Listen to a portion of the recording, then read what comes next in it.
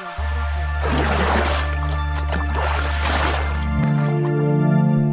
bosku, selamat malam, kembali lagi di channel Infonika.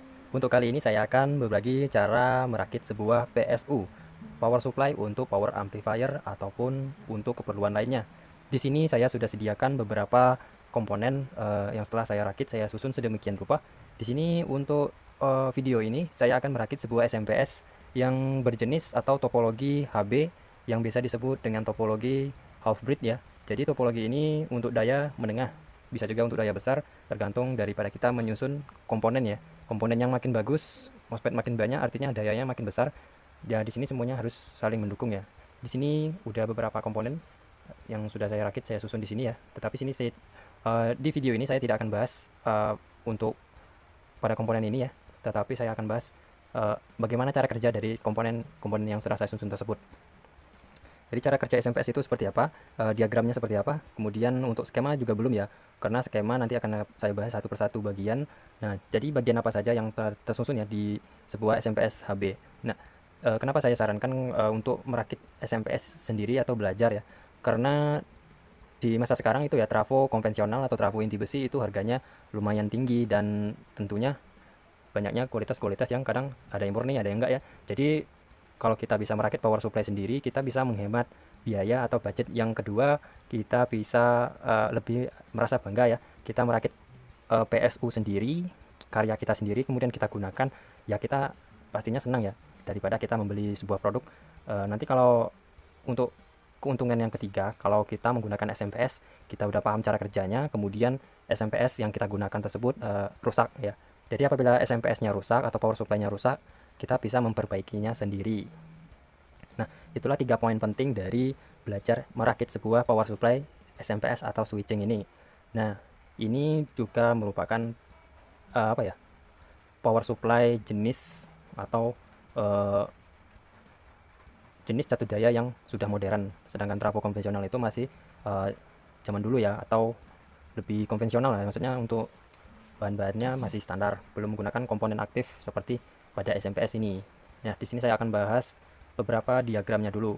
Untuk diagram ya, bisa kalian lihat di coretan-coretan di sini ya. Saya akan coba menjelaskan ya sedikit rangkaiannya. Untuk yang pertama ya, kita dalam merakit sebuah SMPS itu ada namanya rangkaian filter. Jadi rangkaian filter untuk dari PLN menuju ke SMPS itu ada namanya filter AC DC ya. Yang pertama itu filter AC to AC ya. Jadi filter AC to AC itu seperti ini ya, dari AC PLN luarnya juga AC ya, dalam bentuk ini EMI filter ya. Kalau biasanya di SMPS itu EMI filter namanya. Seperti ini ya, sudah saya rakit. Ini sebenarnya simple ya kalau untuk daya rendah, cuman ini saya kasih relay karena untuk SMPS HB ini untuk daya menengah ya, rata-rata wattnya lebih besar daripada SMPS topologi FBT atau flyback. EMI filter ini satu arah dengan dua kapasitor. Ini fungsinya untuk filter AC to DC, AC to AC ya. Jadi sinyal liar atau frekuensi liar yang berada di jalur PLN tidak masuk ke output jalur SMPS-nya. Begitu juga frekuensi liar dari dalam SMPS tidak keluar mengganggu ke listrik PLN atau ke perangkat lainnya. Jadi fungsi AC filter ini ya untuk meredam noise dari frekuensi liar. Nah, jadi kita buat diagramnya itu seperti ini ya bos, yaitu namanya AC filter. Kemudian setelah masuk AC filter, dia akan menuju ke AC to DC. Jadi AC to DC. Jadi AC to DC itu sangat simpel ya sebenarnya. Cuman di sini saya ada satu buah dioda dan elko. Nah, untuk menentukan berapa nilai yang ideal dari elko dan dioda yang aman ya, tergantung daya yang kita targetkan. Nah, di sini ada sebuah contohnya ya untuk filter AC to DC. Jadi yang masuk di sini input AC, kemudian keluar DC 310 volt. Jadi kita masuk ke tahap 2 yaitu filter AC to DC. Oke, sekarang untuk bagian masuk ke jalur supply PWM. Ini adalah sebuah PSU ya, PSU mini untuk supply bagian PWM ya, atau bagian penswitchingnya untuk pembangkit osilator ya, pesaklaran dari sebuah MOSFET. Di sini topologinya termasuk kategori apa ya, topologi flyback atau FBT, atau biasanya disebut yang kebanyakan topologi yang gacun itu ya. Jadi di sini untuk supply 12 volt. Jadi di sini fungsinya untuk menurun tegangan 310 volt DC menjadi 12 volt DC ya. Nah, jadi untuk rangkaian ini namanya supply PWM. Nah, jadi namanya supply PWM. Setelah AC filter, kemudian filter AC to DC, lalu turun ke sini ya. Kita bikin diagramnya itu turun ke sini. Kita namakan di sini supply PWM.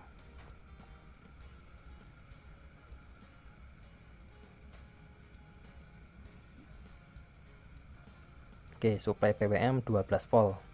Jadi selain supply untuk PWM, ini juga bisa kita gunakan untuk mensuplai relay ya. Jadi relay di sini ya untuk soft start ya. Jadi soft start bagian input PLN-nya. Jadi setelah 12 voltnya bekerja, relay ini akan on sehingga membypass ini NTC ya sebagai soft startnya. Kemudian setelah itu dia akan masuk ke namanya rangkaian PWM.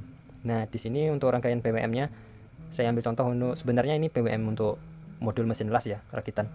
Tetapi saya ambil sebagai contoh untuk PWM-nya, nanti saya akan bikin yang simple saja, yang lebih mudah dalam rakitnya ya. Kalau ini ya lumayan rumit, nanti bagai panjang jelasnya ya. Kalau kalian udah paham dasar mungkin bisa merakitnya nanti sendiri. Di sini untuk PWM masuknya ke jalur sini ya.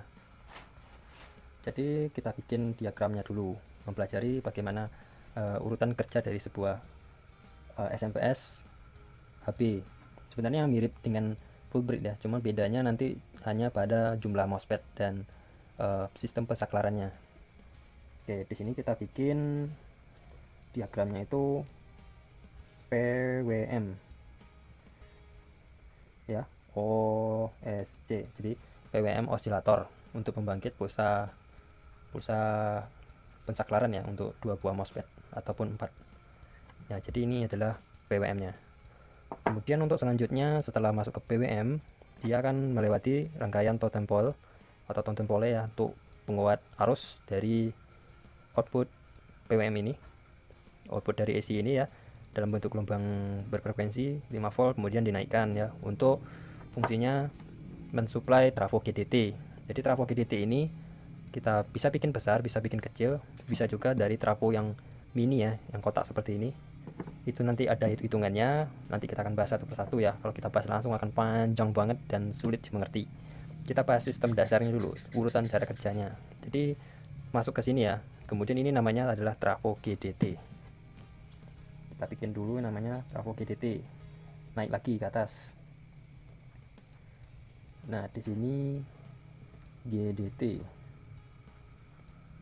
GDT itu adalah singkatan dari Gate Driver Transformer, atau untuk mendrive gate dari sebuah MOSFET.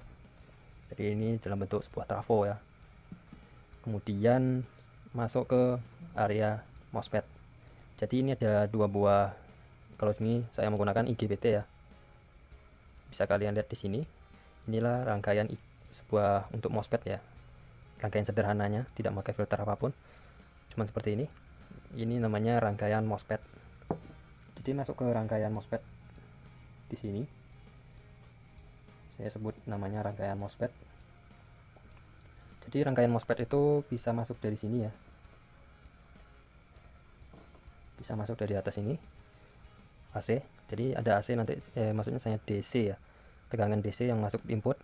Di sini untuk masuknya tegangan output dari trafo GDT ini. Jadi di sini saya sebut MOSFET. Nah, setelah masuk ke MOSFET, jadi MOSFET ini akan on sehingga MOSFET ini bekerja. Kemudian masuk ke trafo.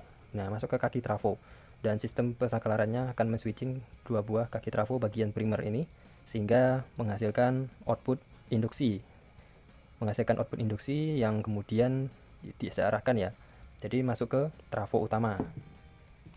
Jadi kita rangkum lagi untuk diagramnya dalam bentuk trafo utama.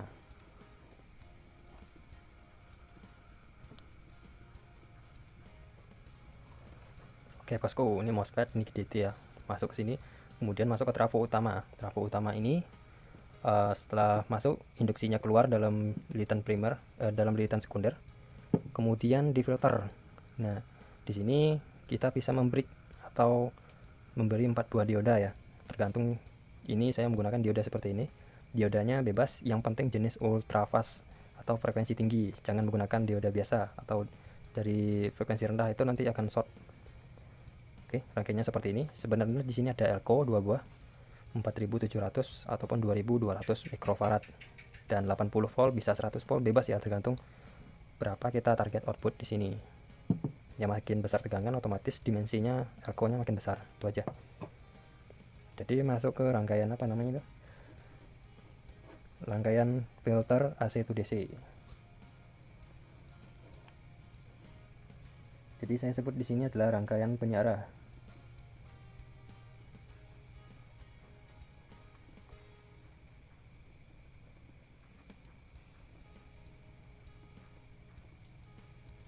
Oke bosku, sebenarnya kelihatan simple ya kalau kita membahas sirkuit diagramnya.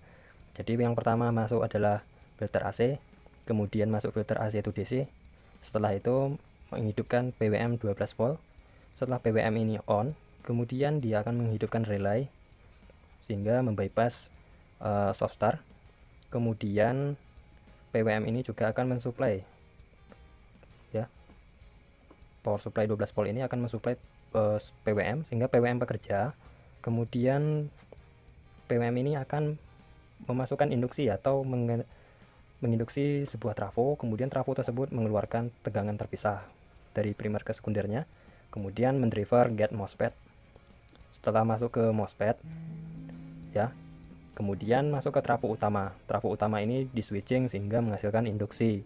Nah, tegangan yang masuk ke trafo ini adalah 150 volt DC dalam bentuk sinus sinus gelombang AC ya, sehingga menghasilkan induksi dari lilitan primer menuju lilitan sekunder.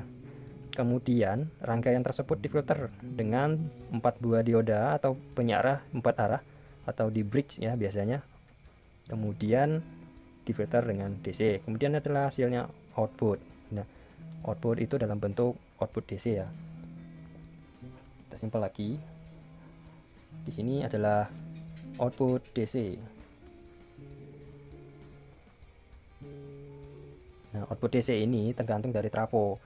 Bisa nanti outputnya ada CT-nya, bisa enggak. Tergantung kita merakit. Kita butuhnya berapa volt, tegangannya berapa, arusnya berapa, itu ada hitungannya.